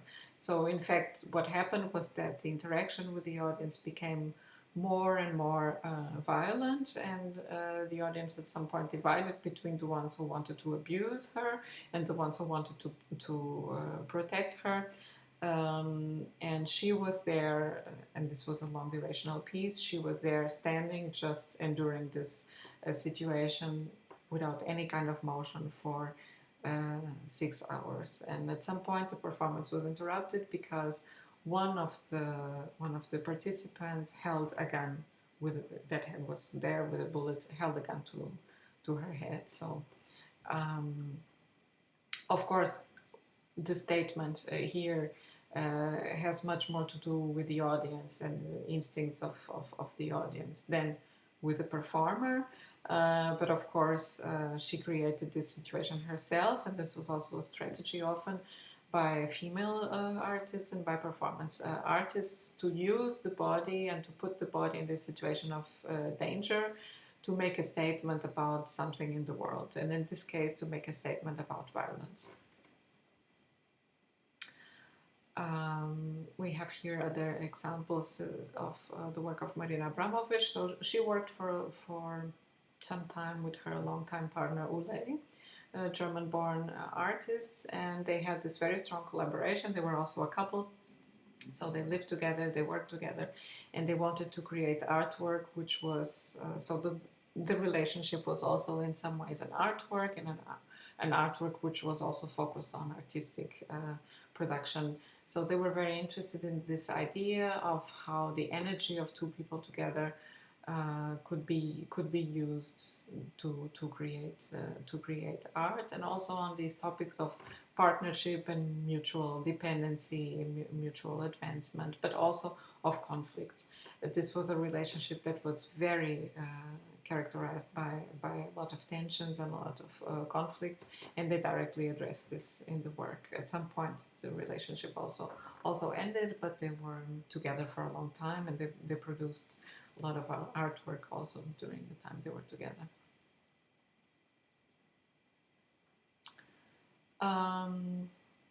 Another very relevant piece from Marina Abramovic from 1997 is called Balkan Baroque, which also deals with these topics of violence and with the traumas of war. And Abramovic created Balkan Baroque as a response to the deaths that taken place in the former Yugoslavia. So she was sitting on a room with a pile of 1,500 cow bones while wearing a white dress, and she spent 4 days, 6 hours a day, washing each one of these bloody bones, surrounded by projected images of her parents and herself.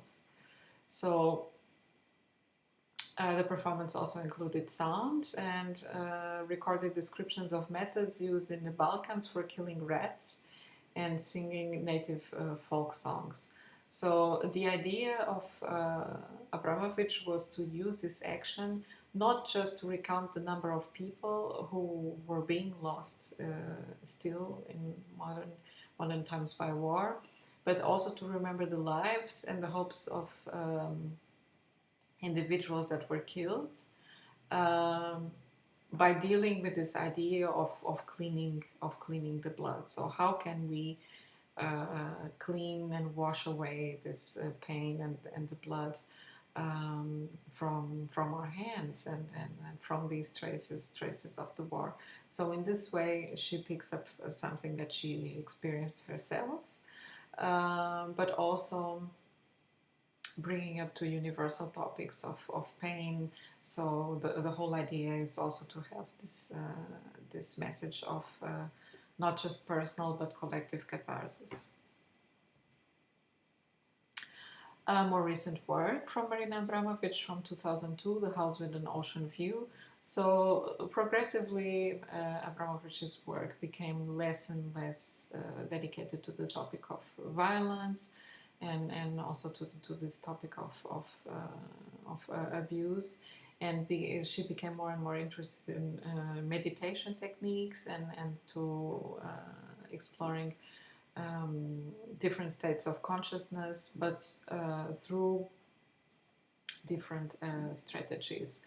So in the case of The House with an Ocean View, she spent 12 days in a gallery in a stage setting, which was also where she was living, so it was equipped with the basic functions of daily life. So you could say that in many ways this performance is a living still life. It's very minimalistic, so it has only these basic components that are necessary to support her and to live. And during these 12 days, she was walking through these rooms, which were above the ground, and she was not able to leave the situation. So the only access out would be through these three ladders, which were equipped with butcher's knives. So she would not be able to escape this situation. She would have to be there, although of course she designed the performance herself, so this was self-imposed restrictions. And the idea was that she would ritualize these activities of the daily life as a way to focus on the self and to focus on the simplicity of living. So there was no narrative, there was no dialogue, so she was just there performing these actions. She only drank water, so she didn't eat, although she had a toilet, of course. But for her, this piece was, of course, an endurance piece, but it was also as a ritual, as an act of purification. This work was done. It was done in New York, and House with an Ocean View also had. Marina Abramovic reported that the audience was very open and receptive to this kind of purification work, also because this had happened a little bit after, so the events of the World Trade Center had still happened recently, and she felt through this bond of empathy, so the audience could come and see her and sit, and so in this way it was of course also a participatory piece, and the audience could observe her and could communicate, but at the same time, since she was there live, there was of course an empathic transfer of energy between her and the audience, which she defined as being a cathartic experience also for the audience after experiencing the World Trade Center. So another piece, more recent, and this is probably the more mainstream known piece of Marina Abramovic, which is from 2010, The Artist is Present, where she was sitting on a gallery with on a chair with a table and another chair, inviting the audience to come and to sit in front of her and just stare into each other's eyes for a certain amount of time. And this is a very minimalistic piece, but at the same time a very challenging, long durational piece. And during this time she was just communicating and making herself available through empathy. So a process of empathy. It's very interesting. There is a documentary that I definitely recommend for you who are interested. the artist is present, it also describes her creative process and so. But there's also reports from participants who came and who had this experience in the performance of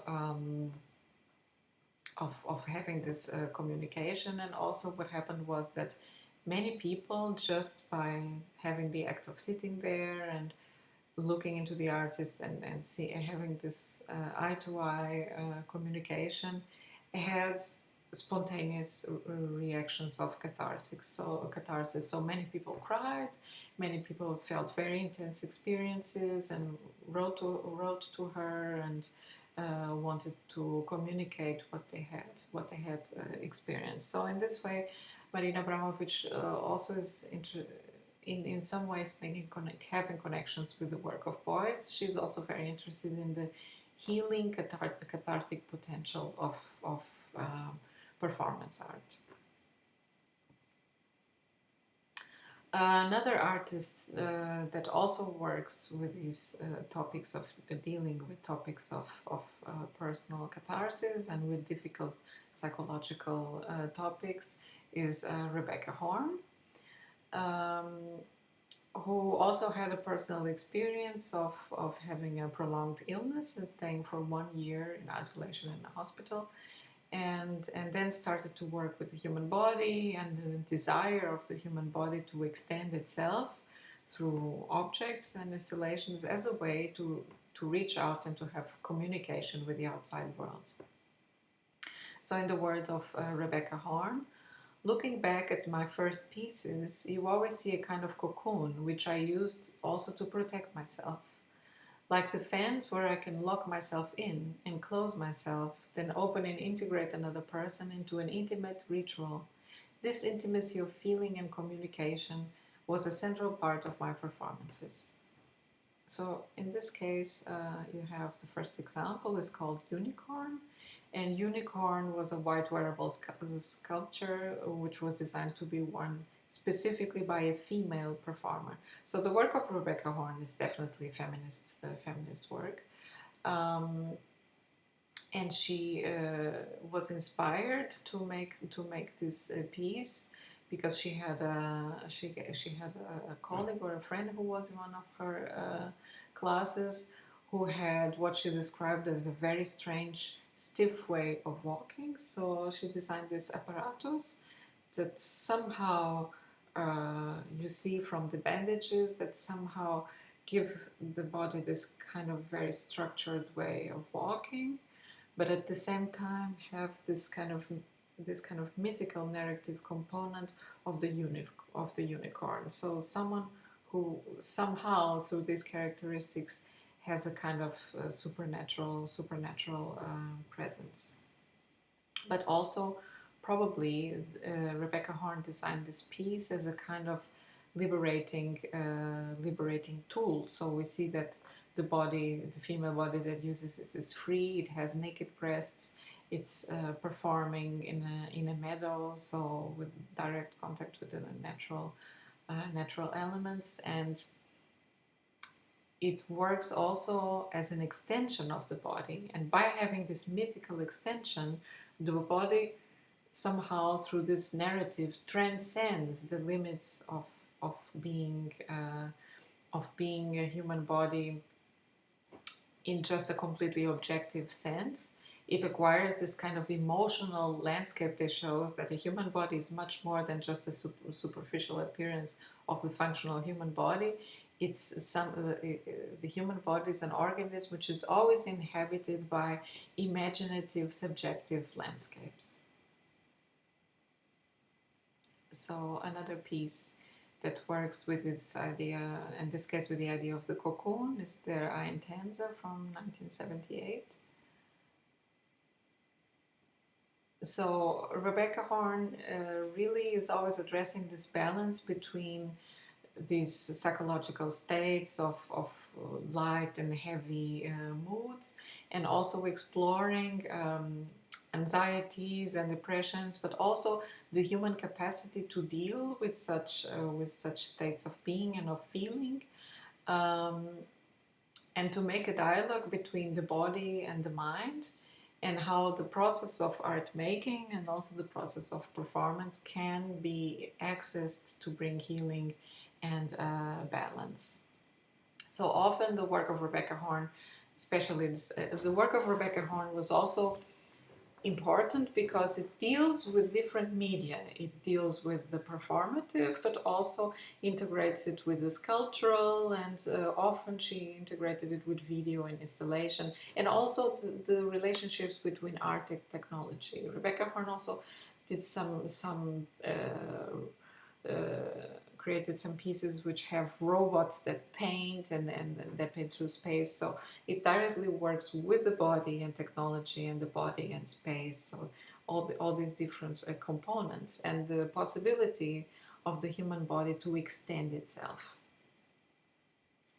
Often in the work of Rebecca Horne, we see pieces that somehow remind us of torture instruments. So there is a kind of reference to this whole universe of S&M. You can see that these prosthetics have also aspects of fetish. And these are, of course, used in some ways suggestively, but also provocatively, because in many ways she wants to deal, she's a German artist, and she wants to deal with these topics of war, of torture, of cruelty, and also of violence, and also to make visible how often these things can be expressed through the body in eroticism. So the work is very suggestive also in this way, to bring awareness and to break a kind of historical taboo or amnesia. And you have some examples here of body extensions. We also have the Messkasten, so this cube which was made to measure the body, and of course this is a reference to the Nazis' ideas of finding the perfect proportions and the perfect measurements, and categorizing who is more or less worthy as a human depending on these normative conventions. And we see the evolution. So, for example, on page 79, we have a painting machine from 1991. And now we arrive at the last artistic movement for today. So our already a little bit over 2-hour lecture on performance art is almost coming to an end.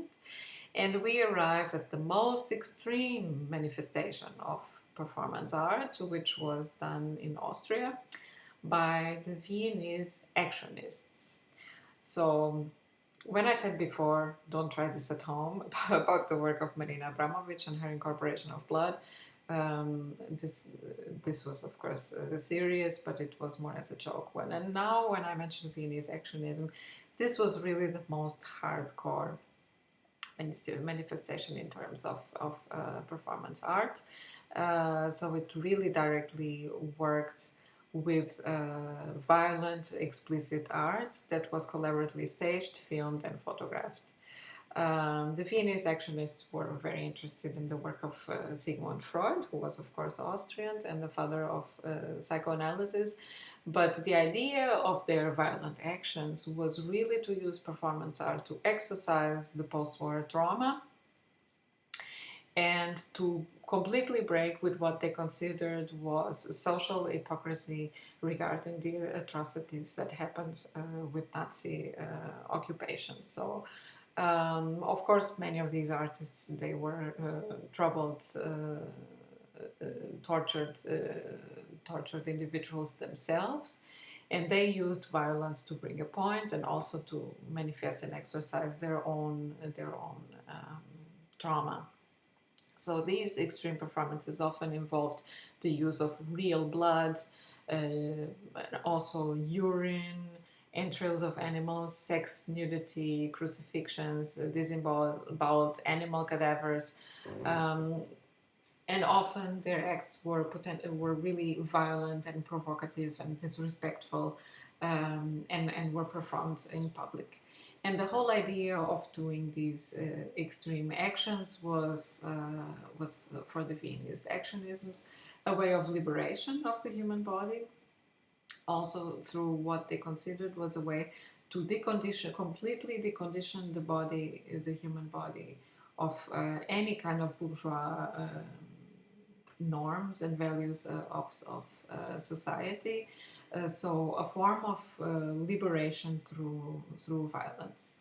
Um, Often the references to medical settings are incorporated in the work of the Viennese actionisms, also because they were very interested in exploring how society often, and in this way, of course, it's the connection to the work of Freud, how society often represses um, natural bodily processes to the point of pathology. And this is why, it's not just gratuitous, this is why in the work of the Viennese actionisms, the use of real bodily wastes, so the use of urine and feces and sperm and spit and all these things, it's made on purpose to make the point of how cultural conditions and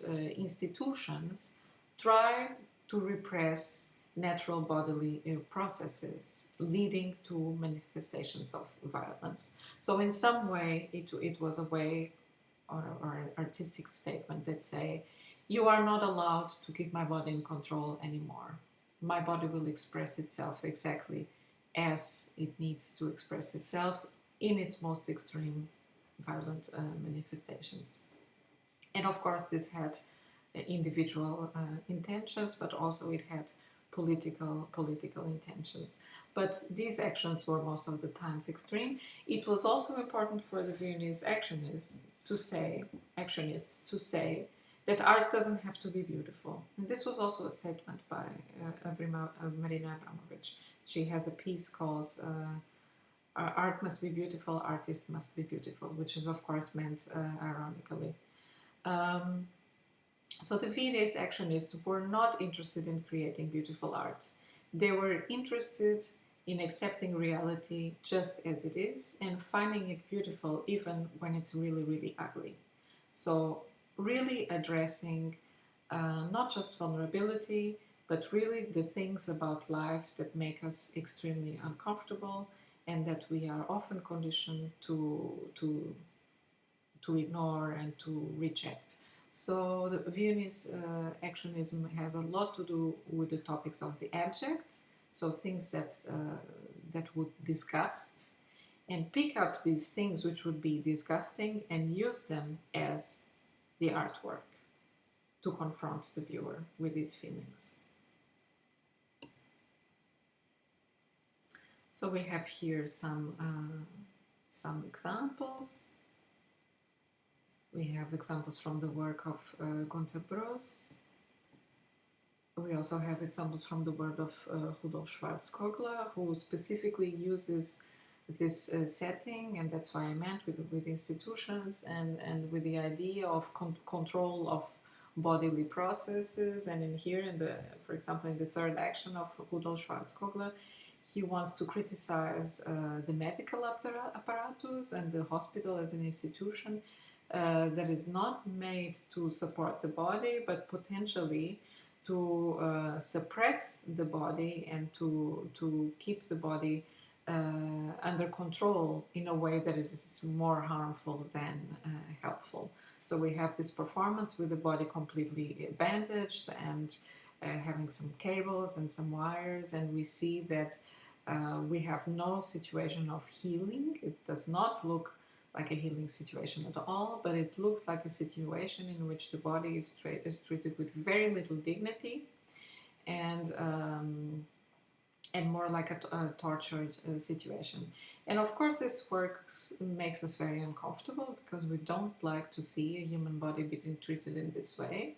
But this was exactly the statement of the Viennese actionisms. And it's this piece, third action, is from 1965.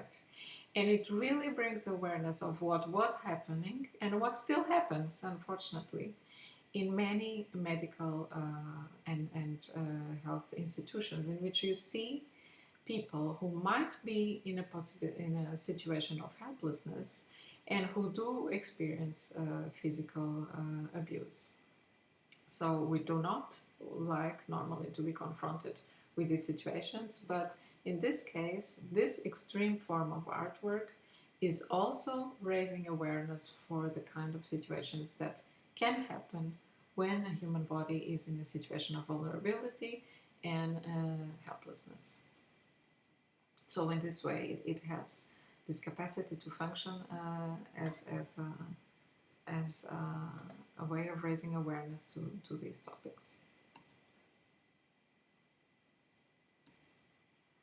We also have on page 86 painting by Herman Nietzsche, board painting from 1933, in which Herman Nietzsche was very interested in action painting also, and in using painting. In this case, it's red paint, but of course it's a reference to blood, and to use action painting similarly to Pollock with this way of as a vehicle for catharsis.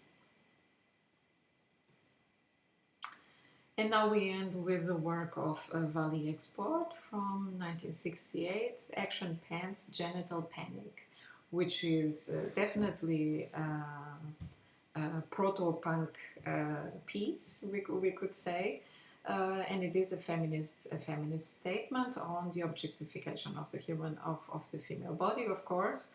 Also the absolute subversion of ideas of beauty, and also Valley Export wanted to do a statement on female sexuality, not as something passive, but as something that she wanted to challenge these ideas of women as passive sexual objects, or someone who can be in control and even weaponize her sexuality. So we see Valley Export, she wears these pants where she proudly exposes her genitals, and in some ways she even looks a little bit like a cowboy, so she has this kind of cowboy-esque posture with the exposed genitals, so very proud of exposing the genitals, and while holding a gun, so an instrument of war.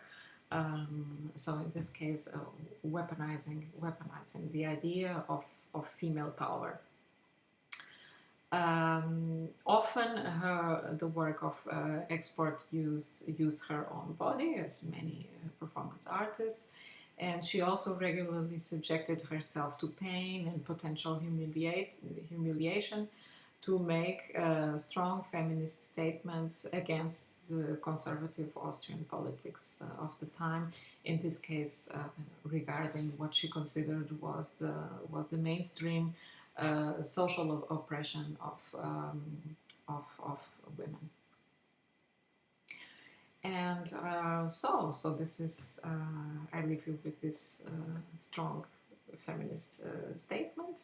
And I also would like to say that Marina Abramovic also made an action recreating the action pants, Genital Panic, and this is a piece which was also really groundbreaking in terms of performance art, but also feminist art.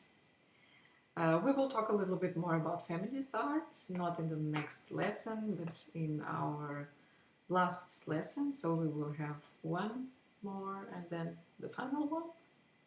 But in many cases, you already had a very comprehensive overview about these topics of performance art. We will talk maybe a little bit more about performance art in the final lesson, but you had a comprehensive historical review, and also now some connections also to contemporary topics and approaches. And we can see that performance art deals with topics that we nowadays are definitely very involved with. So the topics of social difference, social injustice, political issues, and the potential of performance art to make positive change and transformation processes.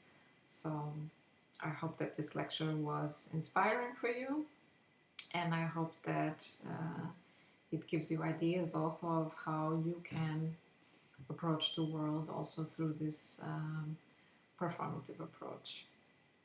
And we'll see you in the next lesson. Bye.